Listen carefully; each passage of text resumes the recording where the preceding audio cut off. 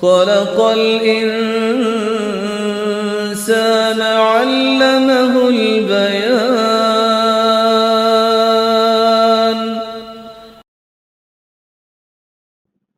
نحمده ونصلي على رسوله الكريم أما بعد فأعوذ بالله من الشيطان الرجيم بسم الله الرحمن الرحيم رب اشرح لي صدري ويسر لي أمري واحلل عقدة من لساني يفقهوا قولي۔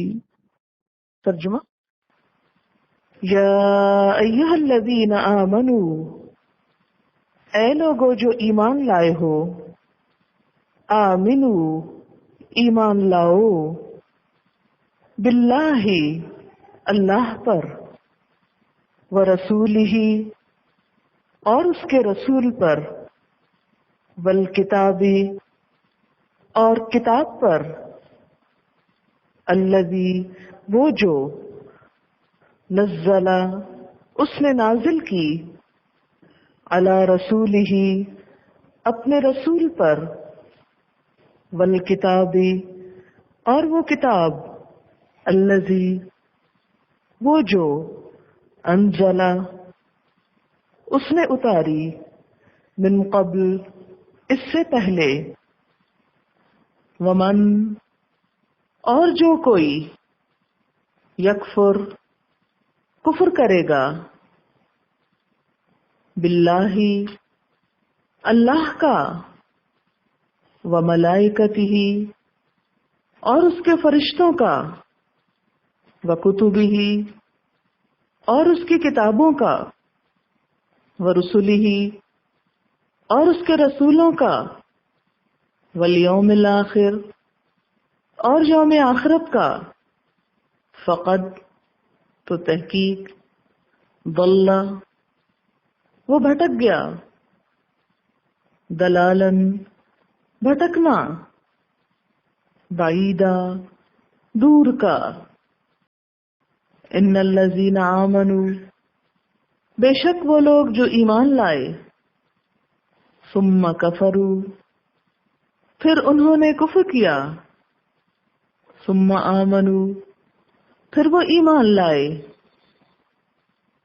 ثم کفروا پھر کفر کیا، ثم ازدادوا پھر زیادہ ہو گئے، بڑھ گئے، کفرن کفر میں، لم یکن اللہ نہیں ہے اللہ، لیغفر لہم تاکہ بخش دے ان کو، ولا اور نہ، لیہدیہم کہ ہدایت دے ان کو، سبیلا راستے کی، بشر المنافقین خوشخبری دے دو منافقوں کو، بِأَنَّ لَهُمْ کہ بے شک ان کے لیے، عذاباً عذاب ہے، علیما دردناک، الذین وہ لوگ،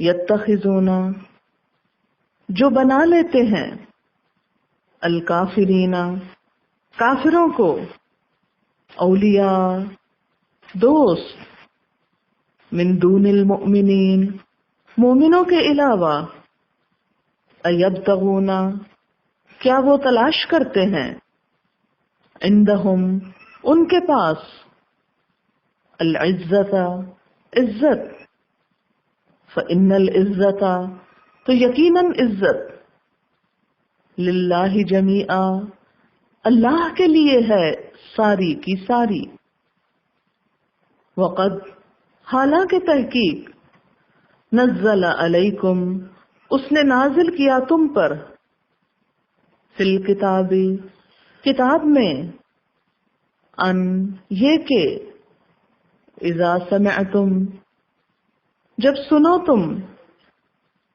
آیات اللہ اللہ کی آیات کو، یکفر بہا کفر کیا جاتا ہے ان کا، وَيُسْتَهْزَأُ بِهَا اور مذاق اڑایا جاتا ہے ان کا، فَلَا تَقْعُدُوا پس نہ تم بیٹھو معہم ان کے ساتھ، حتی یہاں تک کہ یخوضوا وہ مشغول ہو جائیں، فی حدیث کسی بات میں، غیرہ اس کے علاوہ،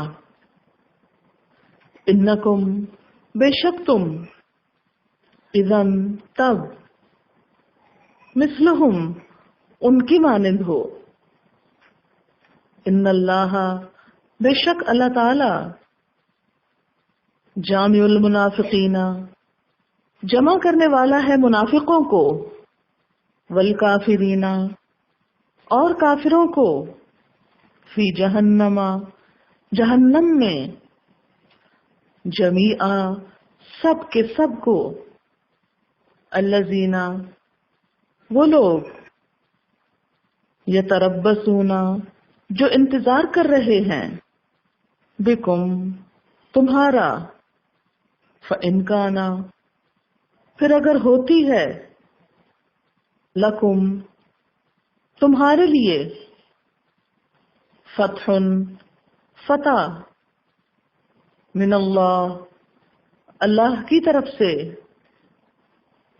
قالو وہ کہتے ہیں، الم نکن کیا ہم نہ تھے، معکم تمہارے ساتھ، وَإِن كَانَ اور اگر ہوتا ہے، للکافرین کافروں کے لیے، نصیب کوئی حصہ، قالو وہ کہتے ہیں، الم کیا نہیں، نستحوذ غالب آنے لگے تھے ہم، علیکم تم پر، ونمنعکم اور ہم بچا رہے تھے تم کو،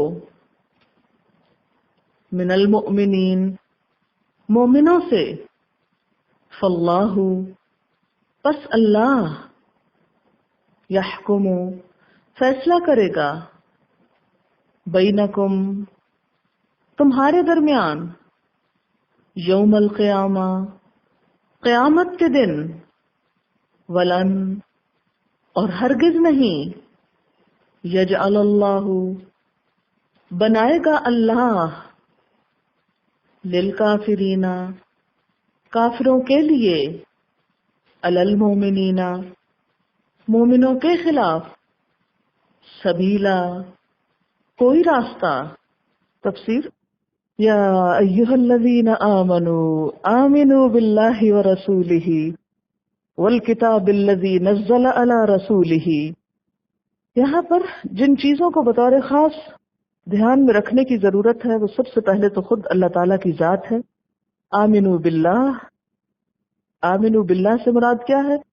جو کچھ اللہ تعالیٰ نے فرمایا ہے ان سب چیزوں کو اہمیت دو، ورسولہ ہی کی بات ہوئی تو پھر جو کچھ رسول صلی اللہ علیہ وسلم کے ذریعے ہم کو ملا، والکتاب قرآن پاک، تو یہ کیا ہے؟ دراصل ہدایت کے ذرائع ہیں۔ الذی نزل علی رسولہ، وہ جو اس نے اپنے رسول پر نازل کی۔ یاد ہے سورۃ آل عمران کے شروع میں آپ کو بتایا گیا تھا کہ نزل آہستہ آہستہ اتارنے کے لیے آتا ہے، والکتاب الذی اور وہ کتاب، انزل، انزل کس کے لیے استعمال ہوتا ہے؟ تورات کے لیے، وانزل التوراۃ والانجیل من قبل۔ اور الکتاب ان کو کیوں کہا گیا؟ کہ یہ ایک طرف قرآن پاک ہے اور پچھلی ساری کتابوں کا مجموعہ الکتاب کی شکل میں ہے، یعنی وہ سب ان کا معیار یا اسٹینڈرڈ، یا آپ یوں سمجھے کہ ان کا درجہ ایک ہے اور اس قرآن پاک کا ایک ہے، یہ ان سب کے مقابلے میں کافی ہے۔ اور بعض علماء نے یہ کہا کہ اس سے مراد صرف تورات ہے، کیونکہ باقاعدہ کتاب کی شکل میں وہی تھی، اس کے علاوہ دیگر پیغمبروں کے پاس صحیفے تھے۔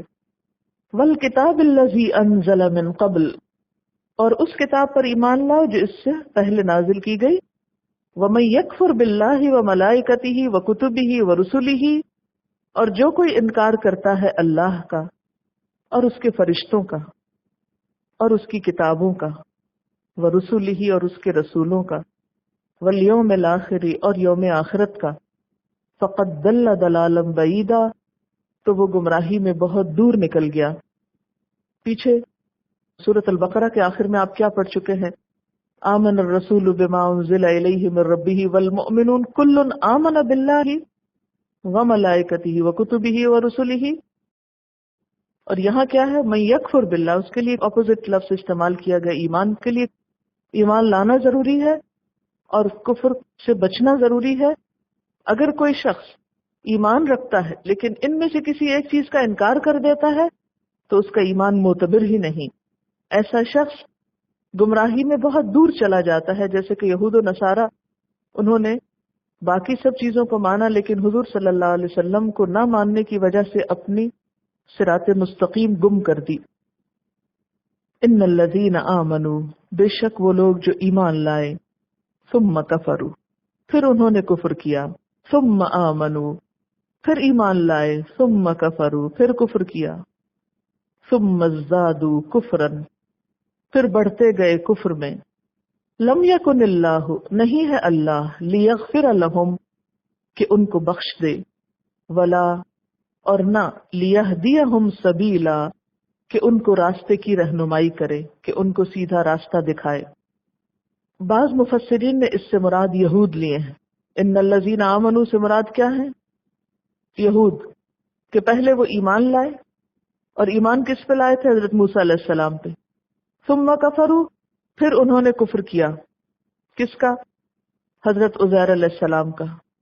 ثم آمنوا، پھر حضرت عزیر پر ایمان لے آئے، ثم کفروا، پھر حضرت عیسیٰ کا انکار کر دیا، ثم ازدادوا کفرا، پھر کفر میں اتنا بڑھ گئے کہ حضور صلی اللہ علیہ وسلم کا بھی انکار کر دیا۔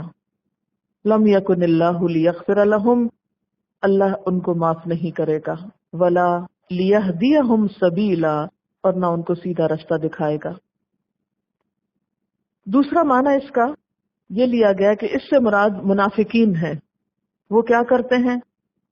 ایمان لے آتے ہیں، پھر جب حالات موافق نہیں رہتے اہل اسلام کے لیے، جیسے کہ احد سے احزاب کے دوران تھے، مسلمانوں پر اپس اینڈ ڈاؤنز آ رہے تھے، تو وہ کیا کرتے تھے؟ جب حالات ایمان کے لیے فیوریبل ہوتے تو ایمان لے آتے، اور جب دیکھتے کہ کفار کو کوئی کامیابی ہونے لگتی تو ادھر پلٹ جاتے، پھر دیکھتے پلہ ادھر باری تو ادھر لپک جاتے۔ تو ان کا طریقہ کیا تھا؟ چلو تم ادھر کو، ہوا ہو جدھر کی۔ لیکن اس کا نتیجہ کیا نکلا؟ نہ خدا ہی ملا، نہ وصال صنم، نہ ادھر کے رہے نہ ادھر کے رہے۔ اور پھر ان کے اس ڈاواں ڈول رویے کی وجہ سے نتیجہ کیا نکلا؟ کہ کفر میں بڑھ گئے۔ یعنی جو شخص دین کو کھیل بنا لیتا ہے، ایمان کا مذاق بنا لیتا ہے، پھر اس کو ایمان نصیب نہیں ہوتا، ہاں کفر میں لڑک ضرور سکتا ہے۔ اور اس کی بھی بنیادی وجہ کیا تھی؟ ان کی خواہشات نفس کی پیروی، کہ جتنی دفعہ ہوا کا رخ بدلا اتنی دفعہ ان کا ایمان اور کفر بدلا۔ ایسے لوگ خود بھی کافر تھے اور دوسرے لوگوں کو بھی اسلام کی طرف آنے سے روکتے، لہذا ان لوگوں کے راہ راست پہ آنے کی کوئی سبیل باقی نہ رہی، ہوپلیس کنڈیشن۔ بشر المنافقین، اور یہ دوسری تفسیر زیادہ اہم لگتی ہے کیونکہ آگے پھر منافقوں ہی کا ذکر ہوا۔ منافقوں کو خوشخبری دے دو، بِأَنَّ لَهُمْ عَذَابًا أَلِيمًا، کہ ان کے لیے دردناک عذاب ہے، پینفل جسے آپ کہتے ہیں، ان کے لیے ایسا عذاب ہے جو بہت ہی تکلیف دہ ہے۔ کون ہے یہ منافق؟ الذین یتخذون الکافرین اولیاء، یہ وہ منافق ہیں جو کافروں کو دوست بناتے ہیں، یعنی ان کی محبت اہل ایمان سے نہیں، اہل کفر سے ہے۔ اہل ایمان کے ساتھ کیا رویہ ہے؟ من دون المومنین، مومنوں کے علاوہ، ان کو تو چھوڑ ہی دیتے، ان کی دلچسپیاں ایمان کی بجائے کفر کے ساتھ زیادہ ہیں۔ اللہ تعالیٰ فرماتے ہیں ایسا کیوں ہے؟ اہل ایمان ان کو اچھے کیوں نہیں لگتے اور کافروں سے ان کی محبت کیوں ہے؟ ایبتغون عندہم العزت، کیا یہ ان کے پاس عزت تلاش کر رہے ہیں؟ یعنی کافروں کی محبت کا دم بھر کے ان سے دوستی کر کے وہاں اپنے نمبر بنانا چاہتے ہیں، ان کے ہاں اپنا مقام بنانا چاہتے ہیں۔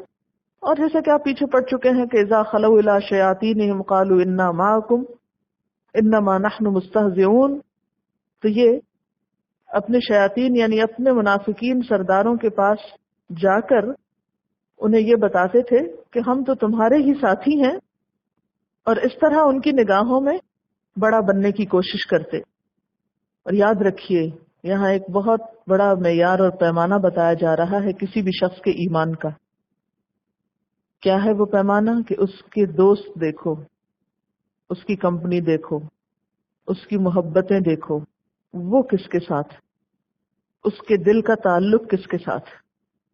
جو شخص اہل ایمان کو چھوڑ کر کافروں کو دوست بناتا ہے اور ان کی دوستی پہ فخر کرتا ہے تو سمجھ لیجئے کہ وہ منافقت کا شکار ہے۔ ایسے منافق پھر مسلمانوں کی نظروں سے بھی گر جاتے ہیں اور کافروں کی نظر میں بھی بسا اوقات ذلیل ہوتے ہیں، کیونکہ دھوبی کا کتا نہ گھر کا نہ گھاٹ کا، نہ ادھر کے رہے نہ ادھر کے، لہٰذا کہیں بھی ان کو عزت نہ ملی، کیونکہ وہ صرف اپنے نفس کے پیروکار ہیں۔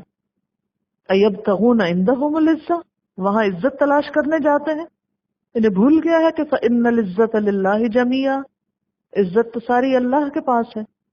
اصل عزت تو اس کے لیے ہے جو اللہ کا وفادار ہے، جیسے کہ سورۃ المنافقون میں بھی آتا ہے وَلِلَّهِ الْعِزَّةُ وَلِرَسُولِهِ وَلِلْمُؤْمِنِينَ وَلَكِنَّ الْمُنَافِقِينَ لَا يَعْلَمُونَ۔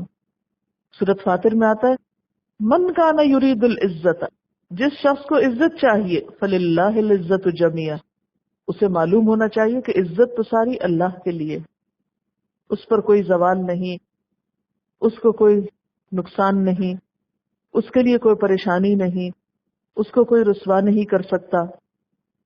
انسانوں کی عزت کیا؟ کوئی ہے دنیا میں عزت والا جس کی کبھی ذلت نہ ہوئی ہو اور جسے کبھی رسوائی نہ ملی ہو؟ تو اصل عزت تو اللہ کے پاس ہے، بندوں کے پاس کیا تلاش کرنے جاتے ہیں؟ اور کافروں کے پاس خاص طور پر وہاں سے کیا عزت اور شان ملے گی؟ تو سچا مومن وہ ہوتا ہے جو اللہ کی پناہ طلب کرتا ہے، اس کا تابع دار بنتا ہے، وہاں عزت چاہتا ہے، اس کی نگاہوں میں بڑا بننا چاہتا ہے، نہ کہ کافروں کی نگاہوں میں۔ وَقَدْ نَزَّلَ عَلَيْكُمْ فِي الْكِتَابِ، حالانکہ تحقیق اس نے کتاب میں تم پر نازل کر دیا۔ نزلہ یعنی تھوڑا تھوڑا کر کے، یعنی مختلف جگہوں پر۔ کیا؟ ان یہ کہ اذا سمعتم، جب سنو تم، آیات اللہ کہ اللہ کی آیات کا، یکفر بہا ان کا انکار کیا جا رہا ہے، ویستہزأ بہا اور ان کا مذاق اڑایا جا رہا ہے، فلا تقعدوا معهم تو ایسے لوگوں کے ساتھ مت بیٹھو، حتی یخوضوا فی حدیث غیرہ یہاں تک کہ وہ کسی اور بات میں مشغول ہو جائیں۔ اگر تم وہیں بیٹھے رہو گے، انکم اذا مثلہم بے شک تم تب انہی جیسے ہوگے۔ یہاں اب منافقت سے بچنے کے لیے ایک تدبیر بتائی جا رہی ہے۔ پہلے تو منع کیا گیا کہ کافروں کو دوست نہ بناؤ، یہیں سے پہچان ہو جائے گی کہ کون کتنا پکا مومن ہے۔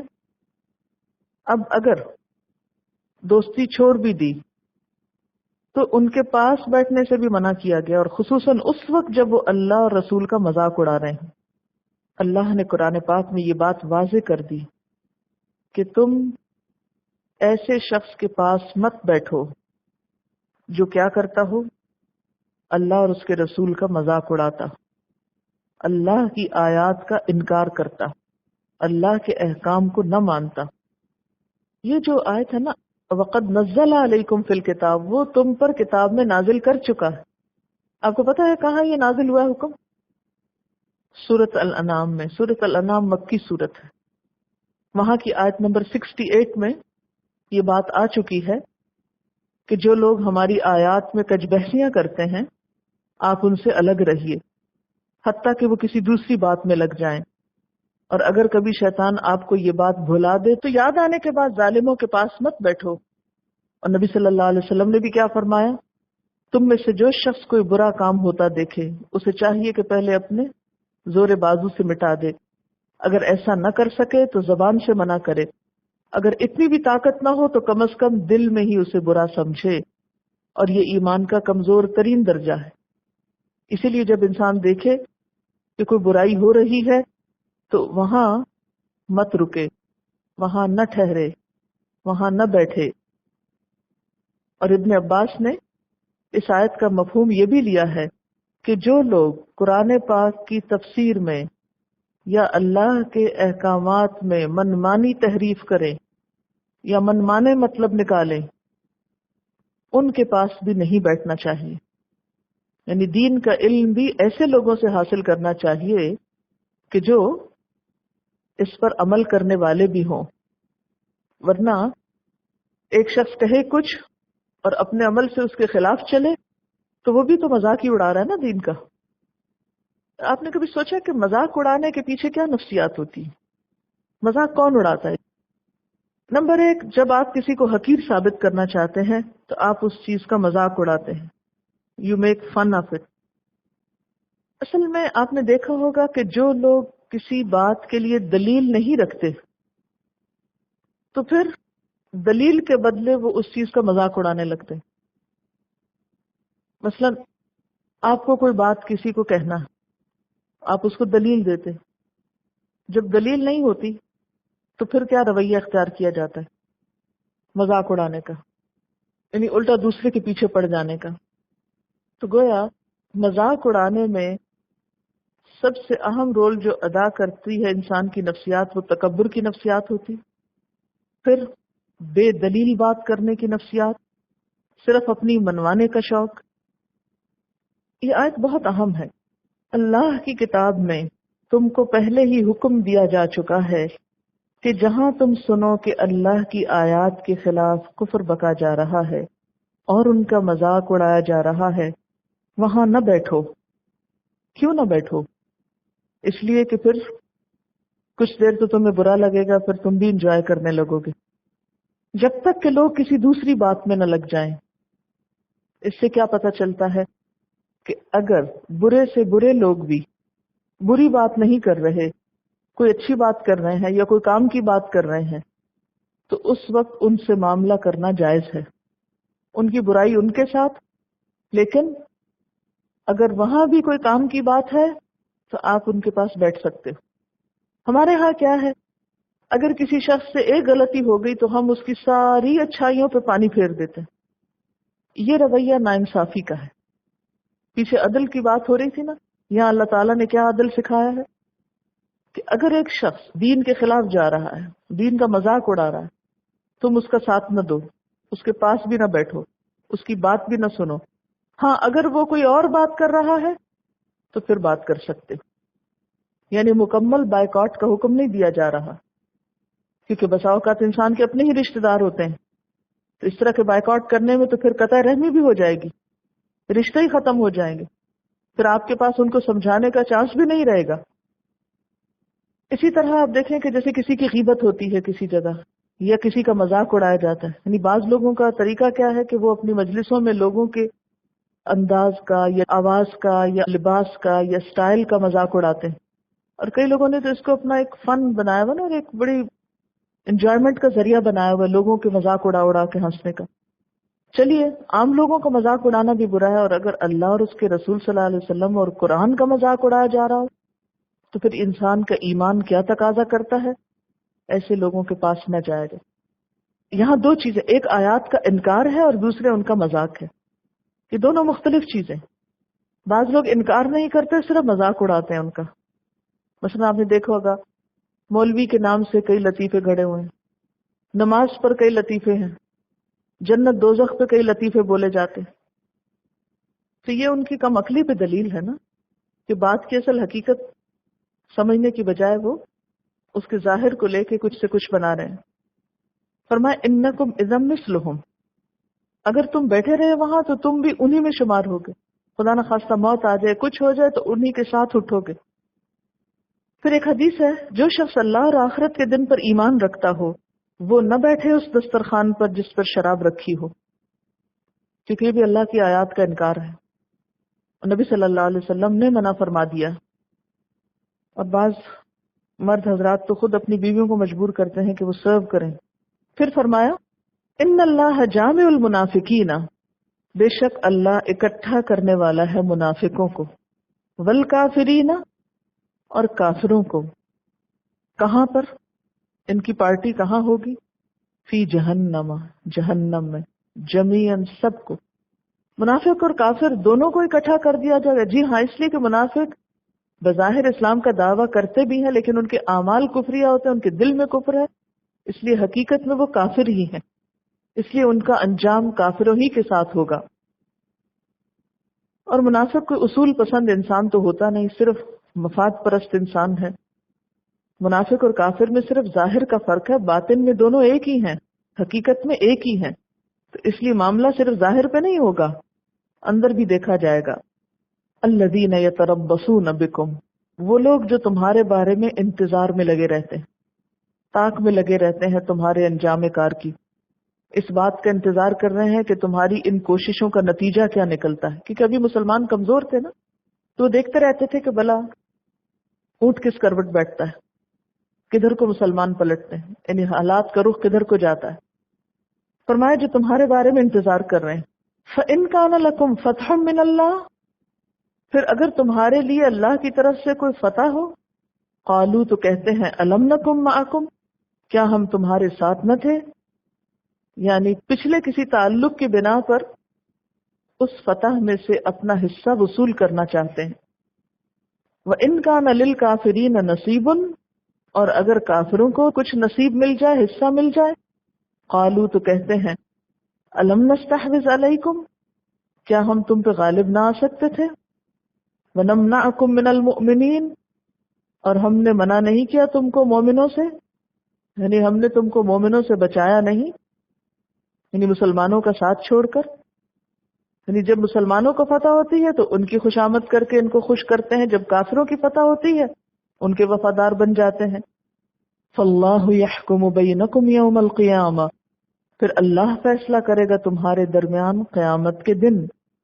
वलन यजअलल्लाहु लिलकाफिरीना अलल मुअमिनीना सबीला, और इस फैसले में अल्लाह ने काफिरों के लिए मुसलमानों पर गालिब आने की हरगिज कोई सबील नहीं रखी। तो यहाँ उनका एक और रवैया और एक और अंदाज बताया जा रहा है कि वो अपने मफाद में किस कदर खुद गर्ज हैं, कि उनकी असल हमदर्दी किसी के साथ भी नहीं, सिर्फ चढ़ते सूरज के पुजारी हैं, जो कामयाब हो उसी के वफादार हैं, उसी से अपनी हमदर्दियां और वफादारियां जताते हैं। मोमिनों को फतह हो तो कहते हैं हम तुम्हारे साथ थे, काफिरों को फतह हो तो कहते हैं कि क्या हम तुम पे गालिब नहीं आ सकते थे। नस्तहविज़ कलस है वाव दाल से है, इसका माना होता है किसी पे गलबा और तसल्लुत हासिल करना, किसी को अपने काबू में कर सकना, यानी हम तुम पर गालिब आ सकते थे, यानी मुसलमानों का साथ देकर, और हम तुमको बचा रहे थे मोमिनों से, मुसलमानों का साथ छोड़कर। अगर हम उनकी फौज में चले जाते तो तुम्हें हम दबा लेते, इसलिए अब हमारा हिस्सा निकालो। असल में इंतहाई झूठे लोग थे, मकरो फरेब पर मबनी इनके काम होते थे, इनको जिधर से कोई फायदा हासिल होता उधर ही को लुढ़क जाते। फल्लाहु यहकुमु बैनकुम यौमल क़ियामा, इन सारे मामलात का फैसला अल्लाह ही क़यामत के दिन करेगा। वलन यजअलल्लाहु लिलकाफिरीना अलल मुअमिनीना सबीला, और वहां अल्लाह ताला काफिरों के लिए मोमिनों पर कोई रास्ता न रखेगा। इस बात का ताल्लुक दुनिया से भी और आखिरत से भी। अगर इसका ताल्लुक दुनिया से माना जाए तो माना क्या है, काफिरों को मोमिनों पर कभी भी गलबा नसीब नहीं होगा। अच्छा, फिर ये तो हम इसके बरक्स देख रहे हैं, फिर इसका माना क्या हुआ। पहली बात ये कि हुज्जत और दलील के मामले में काफिर कभी मोमिन पर गालिब नहीं आ सकता, क्योंकि काफिर के पास वो किताब भी नहीं, वो उसूल ही नहीं जो एक मुसलमान के पास है। फिर ये कि काफिरों का कभी ऐसा गलबा दुनिया में ना होगा कि मोमिन कंप्लीटली वैनिश हो जाए, मिट जाए। काफिर दुनिया में इस तरह नहीं छा सकते कि मुसलमान पूरे के पूरे ही खत्म होकर रह जाएं।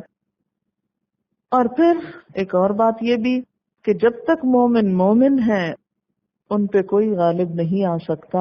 वो अंतुमुल आलौना इन कुंतुम मुअमिनीन, गलबे की शर्त क्या है, सच्चा ईमान। और अगर मुसलमान मगलूब हो कहीं تو اس میں اللہ کا دین کا قصور نہیں، یہ ان کی اپنی کوتاہی ہے۔ مسلمانوں کی مغلوبیت ان کے اپنے گناہوں کے نتیجے میں آتی ہے، جیسے کہ پیچھے آپ پڑھ چکے ہیں، اور سورۃ الشورى میں بھی آتا ہے وَمَا أَصَابَكُم مِّن مُّصِيبَةٍ فَبِمَا كَسَبَتْ أَيْدِيكُم، جو مصیبت بھی تم پر آتی ہے، یعنی اگر کافر مومنوں پہ غلبہ پا لیتے ہیں، فَبِمَا كَسَبَتْ أَيْدِيكُم، تو تمہارے اپنے ہاتھوں کا نتیجہ ہے۔ وآخر دعوانا ان الحمد للہ رب العالمین۔ سبحانک اللہم وبحمدک اشہد ان لا الہ الا انت استغفرک واتوب الیک۔